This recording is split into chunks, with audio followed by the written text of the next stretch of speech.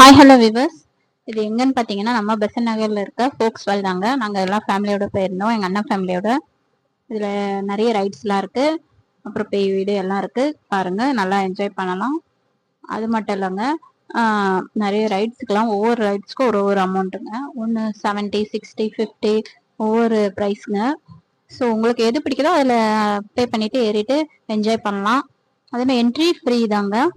உள்ளே போனீங்கன்னா நல்லா இதுமாரி சுற்றி பார்க்கலாம். கேம்ஸும் இருக்குது. நாங்கள் இதை என்ஜாய் பண்ணோம். இதோட ஃபுல் வீடியோ நம்ம சேனலில் கொடுத்துருக்கேன், லிங்க் வெளியே கொடுக்குறேன், போய் பாருங்கள்.